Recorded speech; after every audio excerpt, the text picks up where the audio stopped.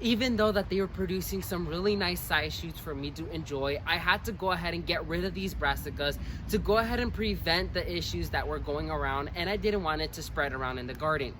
So in today's video, I'll be discussing with you guys about the three main details that I was going ahead and struggling with my brassicas towards the end of the season, so I could go ahead and help you guys avoid these issues so you can have a successful growth or harvest when it comes to your brassicas year after year. So let's go ahead and move on to those three issues I had to deal with my brassicas at the end of the growing season. So coming in number one has to be what is most commonly seen when it comes to brassicas, which is infestation of aphids. Here I can show you guys a leaf that has like this sand covering on it. Those are all aphids, and if I turn it around, look at how many aphids are covering this leaf. Unfortunately, like, this is super big, and mostly all the leaves of my broccoli look like this. I have to completely get rid of the plant. I can't even compost it because I don't want spreading this into an organic rich soil material that can improve my garden. And if I incorporate things like this that will make it worse, it will spread around the garden and make the problem even bigger. So the better off way to go ahead and deal with this is to toss the plant away completely. So a few things to take in consideration to prevent aphids in general is to do proper spacing. Unfortunately, I planted my broccoli way too close to maximize my gardening space, and it covered up these issues and I couldn't see the aphids at all. So make sure you do proper spacing, so just in case aphids pay a visit to your broccoli plants or your brassicas, they're way more easier to identify and treat in an earlier stage. Number two is to remove the heavily infested leaves, especially since aphids work better in a mass group.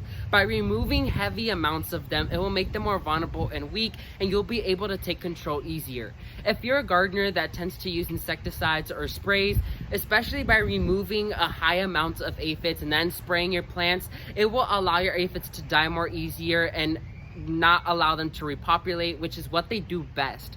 So by removing those heavily infected leaves, it will completely get rid of the aphids more easier. And if you're a gardener like me that doesn't like to go ahead and spray your plants in general, you could go ahead and remove the mainly affected leaves and go ahead and toss them away, and then hose your plants off with water and completely wash the leaves off of aphids. And make sure you keep doing that constantly so your aphids don't settle in and end up creating a huge colony like I unfortunately allowed to happen with these leaves.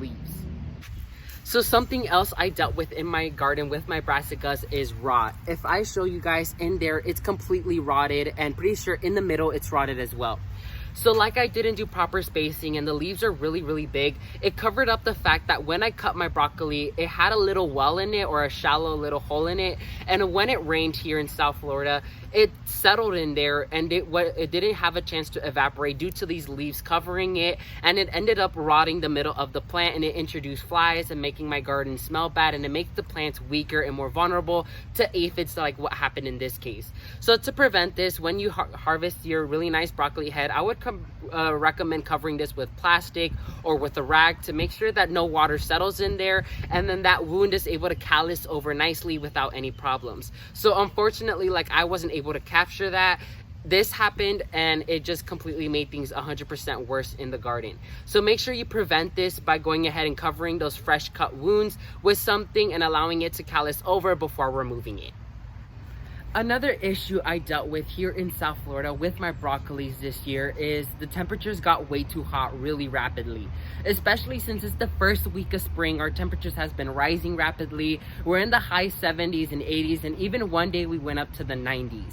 And so unfortunately, those are not temperatures brassicas tend to love, since they're cold tolerant plants and they love cold weather. And so unfortunately, with the area that they were located in, it was receiving full blast morning light as well as afternoon sunlight, so they were completely wilted and they weren't loving the temperatures that they're in. So unfortunately, they have to go, especially since with the factors that were happening with the rotting and the aphids, it just made the broccoli even weaker and more vulnerable, and unfortunately it would have killed my broccoli plants sooner or later. So I'm making the wise decision to toss them completely, to remove the aphids, to make the flies go away, and to allow new space in that area to plant summer crops in its place. So a few tips and advice on how to prevent your brassicas in dealing with hot temperatures is to plant them in the perfect timing.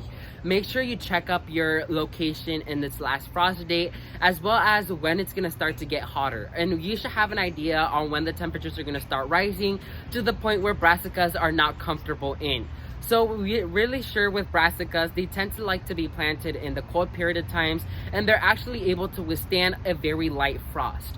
So you can go ahead and plant your brassicas out usually during late fall or early fall when your temperatures are starting to decline, but they're not in frost temperatures, and which will kill your brassicas in a cold snap. So make sure you have a databases on your garden to make sure when you're able to plant them and by the expected date where you'll be able to harvest them, so you're not stressing out that your temperatures are really high or your temperatures are really low. So you make sure you have to be planting your brassicas at the perfect timing. Here in South Florida, we plant our brassicas usually during the beginning of winter, where we have moderate temperatures around the 50s and 60s, and the weeks always stay in that constant temperature range, so we're able to grow them perfectly down here, and we have an elongated growing season. But if you live in an area that winter and summer really get hot and really get cold, you would make sure you search up or videos around your area that talk about your area, as well as when is the best time to plant your brassicas. So that's gonna be it for this exciting spreading video. My name is Emmanuel Arcette, well known to be the Ultimate Gardener. May God bless you and your entire family, and never forget to grow big, Ultimate Gardeners. Bye guys.